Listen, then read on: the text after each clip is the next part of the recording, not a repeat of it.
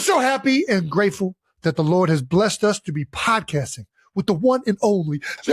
Jameis Winston. Let's go. Yes, the greatest W eater in the world. No, man, I'm grateful to be here with y'all, man. No, just y'all aura, y'all essence, and the fact that y'all are changing cultures and generations as brothers, man, united through y'all work on the field, y'all work off the field, man. It's truly inspiring. So thank you so much, bro. You have inspired the entire NFL. You are notorious for your speeches, for your game. It's so cool to just see your career transpire to where you are today, and just see you just like full of life. You know what I mean? This NFL world could beat you up, man, and you just keep fueling everybody with the energy. And I just love it, man. I appreciate just who you are as a man. So thank you for jumping on here, dog. We're about to have some fun though, man. You told us earlier you're on the Normatex, dog. Is the body feeling good? The body is feeling great, man. I just, one of my OGs, Anquan Bolden, he always said it's better to stay in shape than get out of shape than try to get back in it, man. So I'm always staying on top of my body. Ever since you shared that with me, you gotta say, you know that y'all both in the trenches. You know what I'm saying? I get to sit back and throw the ball because of you, Jason, and I get to throw the ball to guys like you, Travis. So y'all in the trenches, so y'all obviously got to stay on top of y'all body, but it's the least you can do, man. That 1% every day is so important. I got to ask you, did you catch Wild Card Weekend this past week? Man, you know I did. All right. A lot of young quarterbacks. A lot of young quarterbacks. Yeah. Who impresses you, or who impressed you the most this first weekend? Man, I got to go with Drake, It's because, Josh, Matt, they did it in the time when they're supposed to do it. Like, they know when the ball is in their hand at the end of the game, you guys are franchise quarterbacks, you have to come through. But I just think the consistency that Drake May has played with this entire year has been impressive, right? Like, especially like his offensive coordinator just got fired last year. Yeah. His head coach, was they parted ways a year before, and he's coming onto this tour. Mike Vrabel, I got a chance to spend some time with him in Cleveland. Didn't know he was from Cleveland. Northeast Ohio, baby. For him to go there, right, with a young quarterback after the year that Drake had the year prior, and to have them in the position that they in now, bro, it's like with all the gray clouds that's been around that team this year, and this quarterback still shows up and shows out, man, and gives that team a chance to win against a tough defense now. Like, the LA Chargers is a tough defense. Oh, I know. Right? Mm-hmm. And you see a lot of young quarterbacks winning like those big games where they throw for 4 touchdowns, and but very, very few, very rarely are you seeing quarterbacks of this generation winning the games where things ain't going right early. Yeah, you know what I'm saying? He's playing 4 quarters of football, and that's what it's really about. It ain't just the splash plays here, splash plays there. But Drake May, man, he continues to impress me. I love it. You brought something up there I want to just touch on. You brought up, he's got a new offensive coordinator. How many offensive coordinators have you played for, James? 1, 2, 4 to 5, man. Yeah. 4 to 5, maybe 6 or 7. 6, 7. Well, I need to stop doing that. There we go. But a lot, bro. A lot. So you've been in a bunch of different systems. Can you tell when an offensive coordinator is just dealing in a play call? I know what it feels like in the run game, where it's like, man, it just feels like it's all clicking. What's that like as a quarterback? Like, can you tell during the week it's like, oh, we got some things designed for these guys coming up? Or is it like an in the game moment where you're just like, oh no, he's rattled them off? I think this is the sense. Like, and I know you guys know this because y'all offensive guys. Like, when we go out there and execute the first 15, okay, we know we got them. Like, we're supposed to execute that. Yeah. What shows me if we're really dialing it up is when the coach pulls something that was installed in OTAs. Yeah. And I'm in a hold, I'm just like, hey, give me outright, 37 boo, whatever. Yeah. And it hits. And we're like, oh yeah, he in his bag. I know that one on the install. Yes. And it's a feel, right? Like, when a guy has a feel, or if a guy is just like, I'm just calling what's on this play sheet, right? I'm not looking at what the defense is actually doing. I'm calling what's on the play sheet. And I think one of the best play callers that I experienced was Sean Payton. And he had this feel because he played the position. He played the position. I played with 2 guys that played, three, because Sean, Ken Dorsey, and Byron Leftwich. He did his thing in There we Tampa go, too. Byron. You know, and we had some historical. Yeah, we had a very historical year there. But back to Sean and Byron, they had the ability to sense what was going on, what actually was happening in the game, not what we scouted out during the week. You know, not their tendencies. But they saw what the defense was doing. They were able to say, okay, I know what they're doing. We're doing this. And it hits. Yeah. You know, and that's a beautiful feeling as an offense. Hell yeah. I could not agree more. I love you saying, ripping a play that isn't on the game plan. You haven't practiced all week, but it's one of those ones that you repped it in OTAs. You should know how to do this against every defense. Mm-hmm. So it's like, why not? Like, if you think it's there, don't waste any time. Who the hell cares what's on our 2nd and 10 play calls? Like, just freaking rip that one out. One thing I always, like, when I talk to, like, offensive coordinators, like, why do you see the McVays and people like that literally run the Andy Reids, that run the same play over and over again if the defense can't stop it? Yeah. And then you have guys where it's like, hey, well, we already showed that, so did it work? Did that play just work? Yeah. So we're saying in this one game, this is the only time we get to run this play against this team, because we know we ain't gonna carry it over the next week because you're saying we already ran it once. Yeah. Like, why not run the play that's been working for us? I hear you. Yeah. You know, and I think as an offensive coordinator, I got a lot of respect for them. For them to have that much confidence in their bag, that they don't want to run the play that just worked. I gotta ask you on the flip side though, have you ever been in the huddle and you just hear a play call and you just know, like, man, I don't know about this one, man. There's a pretty big down right here in the game, man. I don't know. I can't hear you. I can't hear you. All right, boys, this is what we're gonna do. Those moments have came up. But like I'm a persuasive person. You know, you got those people that they write the narratives. You know, they write the persuasive essays. They write the derogatory essays. I'm a persuasive essay writer. Okay. Yeah. So when a play is getting called into me, even if it sounds like straight poo, I gotta make it sound good to everybody else. You know what I'm saying? Because I'm one of those guys, like, I'm a believer in, like, I'm obsessed with it. Like, okay, we put in the work. Like, if the play is poo, I get it. I'll come to the sidelines and like, hey, please don't call that again. but if you call it, like, I'm going to find a way to execute this play. You got to. Yeah. You know, we don't got no other way. Yeah. It's been numerous clips that I've seen you, Jason, have to change your protection. Like, oh, no way. There ain't no way we slide away from this guy right here. And it's been thousands of clips where I've seen you, Travis, know your butt supposed to have a simple sail route. And what you do, you feel zoned and you just went on curl it up there, right there. You on the same page, right? You know, but that's what it is. It's not just capability, it's the capacity to know, like, this is the right thing to do. Like, I know what I'm gonna get here. So I'm capable and I got the capacity enough of the work that I put in that I'm gonna make the right decision. I'm gonna help this coach be a better coach. There you go. I love it. I'm just doing whatever you want me to do, Jameis. That's all I'm doing. I'm just out there. I'm seeing it with you. I know you want me to hook it up right there. I know you want me to hook it up. I love that. And that's why you win. That's why you win a lot. Speaking of your old coach, Sean Payton, him and Bo Nix are rolling right now, man. They're rolling right now. They got the Bills coming in hot.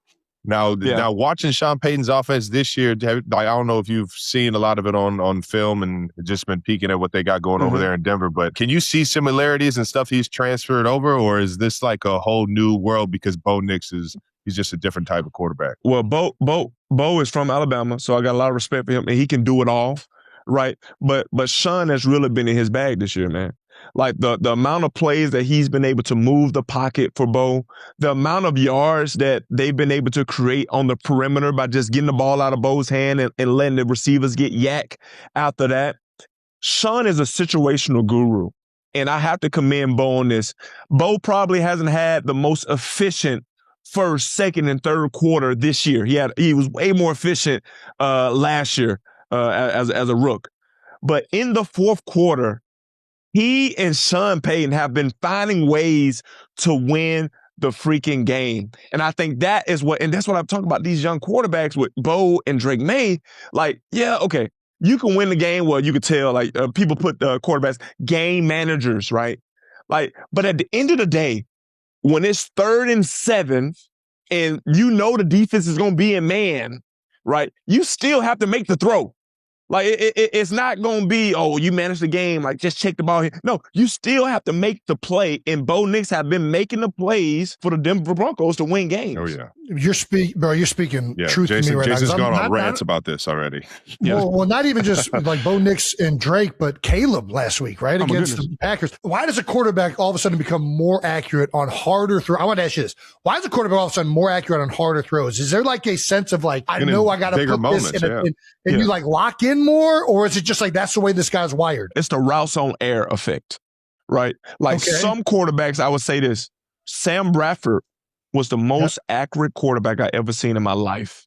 Okay, all right, there we go. 7 on 7, there was not. You were there with him. Oh yeah, there was not a ball that touched the ground. Yes, right. But once you get into a game, like the anticipatory throw that you making with pressure in your face, unorthodox movements. I think Patrick is elite at this. Being able to throw the ball and be accurate from a different angle, that's just God-given talent. And that's just that it factor that Caleb Williams possesses, where like he likes chaos more than he likes stillness and peace. Seriously, no, that's what it looks like. No, seriously. It's almost like it's like boring to him. Like he's got, all right, I got a comeback route, and then all of a sudden he sails it, but then all of a sudden he's running to his left on 4th down, and he puts the ball in like a freaking 4x4 window down the field. It's insane. Because it's no thinking. It's no thinking to that, right? When a guy's wide open, man, we have to think, well, oh my goodness, I can't miss this. Oh, it's too late. No, but when it's 4th down, that 4th and 8 throw that he made moving to the left. You gotta throw it. There's no making that decision. Other choice. You know what I'm saying? So it's either gonna look amazing or it's gonna look bad. You know? And iconically, like he's made these plays against a similar opponent, right? Because at the end of the season when they played Green Bay in his 4th quarter was amazing. Like, it's just something to a quarterback being able to not turn it on, but fall back into their training. I have to ask you this, man. It takes guys to have the most ridiculous backstory, one of the best careers ever, to get a 30 for 30, like in their 50s when it's all said and done and everybody's looking back. You literally have a 30 for 30. 30 tubs and 30. How crazy was that year? And the roller coaster ups and downs. You were out there firing it, man. Well, Travis, bro, again, I had a coordinator, right? Byron Leftwich. And one, Bruce Arians, we go way back, bro. I'm talking about like Little League football, not Little League, but like middle school football. Like he used to have these camps in Birmingham, Alabama, right? Because his son was a kicker at UAB in Birmingham. I think Cincinnati played against him. Oh, yeah. But he used to have these camps. So I knew Bruce and I knew his mentality of the no risk it, no biscuit. No risk it, no biscuit. And bro, and I took that because I love Bruce. I took that to heart, bro. Like, so I got Mike Evans, I got Chris Godwin. Let's go. I had a young OJ. Like, we finna let this ride. Like, we got too much talent to be holding on to the football, you know. Unfortunately, the ball ended up in the defense hands too much, you know, and you know, that still sit with me. But, you know, that was a contract year for me, man. And that was one of the most up and down years off the field that I had in my life too, man. I just asked my wife to marry me, man. And I was doing this freaking celibacy thing, like literally refraining from sex, man. Bro, I bought like my parents were talking to me about shacking, like in the South. Shacking is like when you living with your significant other, you know, in a house. Like we had to eliminate that, bro. I literally bought a property and stayed away, you know, from my house. You know what I'm saying? Man, like, you were bro, wound it was up so back much there in the pocket, man. It was so much going on, bro. Don't take a black light into that house, you know. It was the first year, and you guys know, it was the first year in my life that my dad wasn't coming to any of my football games, bro. His brother, my uncle had passed. He was going through some things with COVID. And my grandmother passed a year before. Oh, man. So my dad was dealing with some things, man. So just spiritually of the family, like we just were going through it. And I was having a great game or I was having, you know, a not so great game. And it was coincided with what was happening off the field. And that's why when I talk to these young athletes, I ask them, like, man, what are you consistently doing outside of the building too? Because if you are consistently being up and down outside of the building, it's gonna come on the field. It's gonna come a time and a place where and the players, we can see, our teammates can see it better than anybody. You can see when somebody is locked in and when somebody is going through something. And I'm the person where, like, I'm obsessed with it. So I'm overly locked in.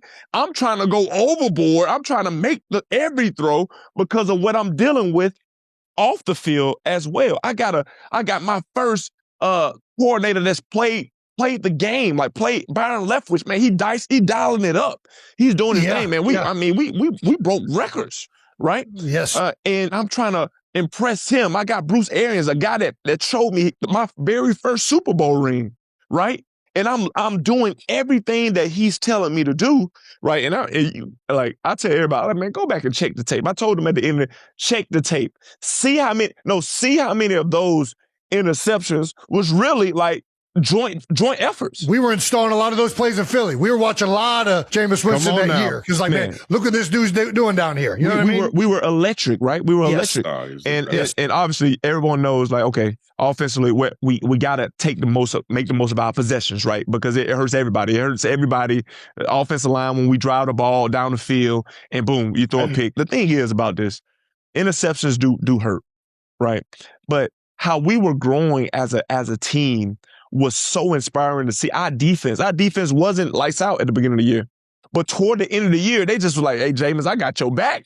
Like, we got you. We know you're going to let it fly. Like, we got your back. Levante Davis over there, I'm going to go get you one. I'm going to go get you one, Jay. You know what I'm saying? Carlton Davis like, oh, okay, I'll lock it down. Like, that started to happen. And then, boom, poof, they get Tom Brady, they win the Super Bowl next year. It was going to happen with me, but they decided to get Tom Brady to make it seem like it was him that did it. You know what I'm saying?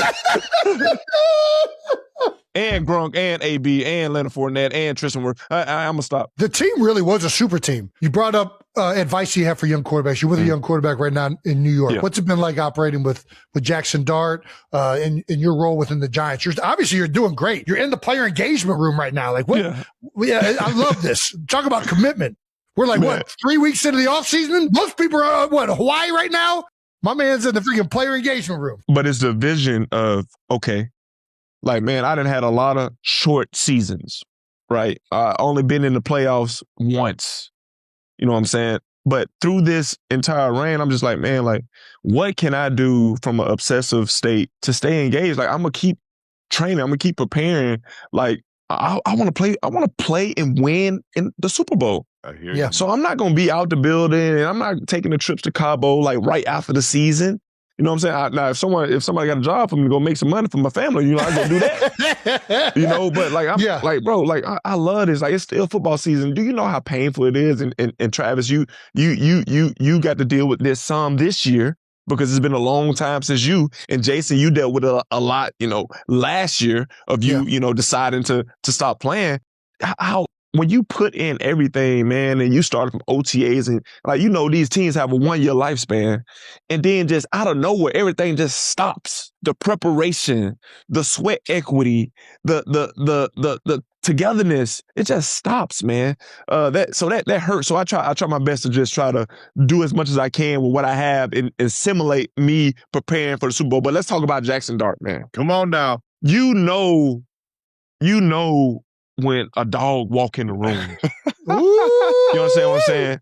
Yes. You know when a dog walk in the room, man. And since when he first stepped foot in this building, man, he's been a dog, And I just really value, like, his work ethic. Like, I wish I could have seen just the sweat equity he was put in with Brian Dable. And I know Dave's got fired, man, but, like, those guys were tied at the hip, like, because he is obsessed with football. That's awesome. And anybody that's coming in to be our head coach, you got to know that you got a guy that wants to win. He's going to win because he's special, but he's obsessed. In this day and age, man, you got people that are they're more worried about what they get from football than focus on what they can do for football. Yeah, man, you know what I'm saying? Mm-hmm. Like, it's that old JFK quote. You know what I'm saying? That's not. Ask not what your country could do for you. Ask what you could do for your country. Yeah, that's the type of kid he is. Like, his family that he comes from is just a great, wholesome family, man. He loves football. He's a dog. I'm just trying to work with him about calculated risk because he'll run over a safety or a cornerback at any time. There's been a few times where, you already know. You see those collisions, man. Look, linebackers and D linemen. Look, we're not talking no smack to no D linemen because because your offensive line got to pay for that. And we're not trying to run over no linebackers unless it's for fourth down or the end zone. Can't take them on thick. You got to roll. You got to roll a little bit when you hit them. You can't just take them on straight up. You're gonna jack up your AC joints. But I'd rather a young quarterback be about it than be scared. No, for sure. I'd rather say roll than go. Sure. Dude, I'm so glad you said it. I don't want to talk trash to the D-line because that offensive line got to feel that.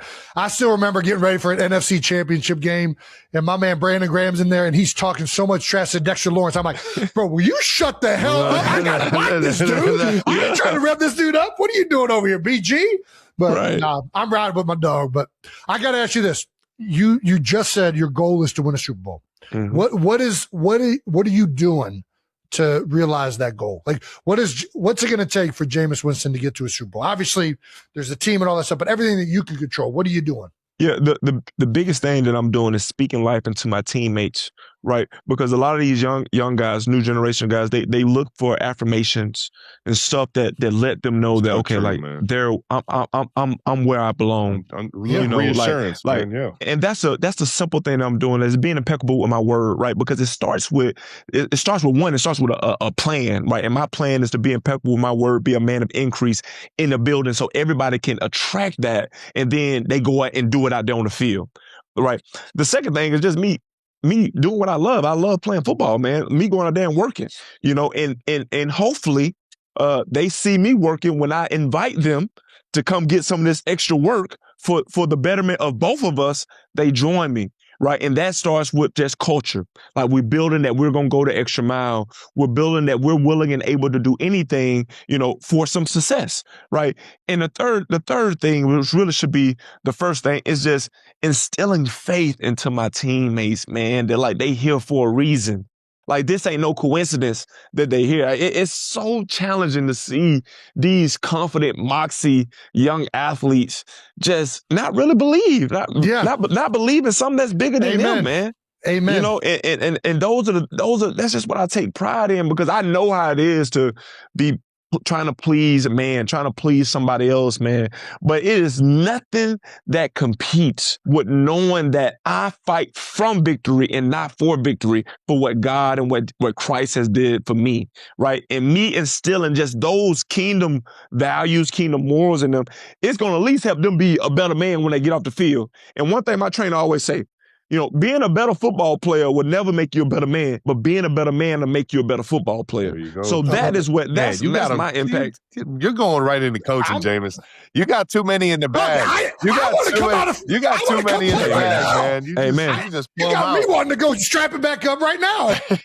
But it's sweat equity. Like you put in that sweat equity, man. You know what it is to win Super Bowl. You guys are Super Bowl champions, and it's those little things. Like I haven't been privileged to be a part of that. You know what I'm saying? But y'all have. So y'all know that 1% that you put in. Like, my question is to y'all is like, how do you continue to like reciprocate that? How do you allow that message to just have a great vibrational frequency and not be stopped by people with that don't have that mindset? Because every year you guys done it on multiple teams. So you've done it with new guys. It's not like college where you got dynasties and all this stuff. You guys have found a way to win with multiple guys. So what's y'all approach for welcoming and inviting other people that don't have the mentality that you have, is not cut from the same cloth as you, and transforming them into being Super Bowl champions? Man. You want to start with it, Trav? I think you've already hit everything that I could even, bring to the table. Is you gotta show everybody you love this shit, man. And you got to show it every single day by your attention to detail, by how you show up to work. Your energy when you walk in the building, is my hood on or is my hood off, and I'm ready to rock and roll. And I'm looking everybody in the eyes, and I'm like, you ready to get this shit? You ready to see this install? You ready to get after it today? And just having that sense of urgency and that integrity to come in to do something that you absolutely love. And, not everybody plays the game for the same reason. I understand that. But when you show up with that integrity and that work ethic, like, it's staying true more than not that guys will find that as something they want to be a part of. and they'll see how you're doing it, and they'll look themselves in the mirror and want to do even more, you know.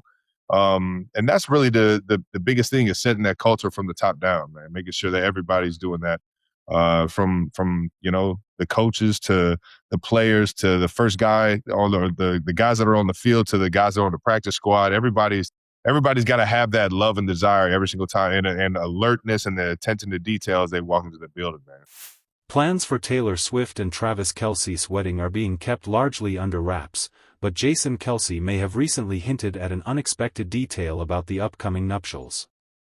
During a recent interview on Good Morning America, the conversation turned to the highly anticipated wedding when Jason was asked how prepared he felt to give a best man speech and if he knew what he was going to say.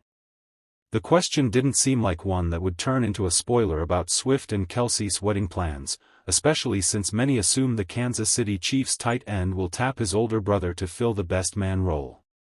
When it came time to answer, though, Jason cast doubt on whether he'll be his brother's best man, or if the wedding will feature a best man at all. Time will tell if there is one or anything like that, the former Philadelphia Eagles center said, seeming to hint that Swift and Kelce could break with tradition and forego having a formal wedding party on their big day. While he was completely non-committal about specific wedding details or what his role in the ceremony might be, Jason made it clear that he's ready to step up and be involved in whatever capacity he's asked to be. "I've been given no details on that front," he said. "But, you know, I think, however I'm involved, I'll be happy to be, and I'm just happy for those two." This isn't the first time Jason's potential role as best man has come up. In September, during an appearance on the Bus In with the Boys podcast, he admitted that he was hoping his brother would ask him to take on the honor. "Hopefully I'm the best man. We'll see," Jason said at the time. "Trav has a lot of friends, I'm just hoping to get the opportunity." Whatever role Jason plays, it will be one that Swift and Kelce decide on together. Earlier this month, a source close to the couple said they've been total equals when it comes to wedding planning. "When it comes to wedding planning, nothing feels rushed or one-sided," a source told People. "They're both equally involved and excited, and this isn't something one or the other is carrying on their own." The source said that planning the wedding has proven to be a bonding experience for Swift and Kelce, adding, "They're approaching it as a partnership, talking things through together and enjoying the process in a way that feels natural to them."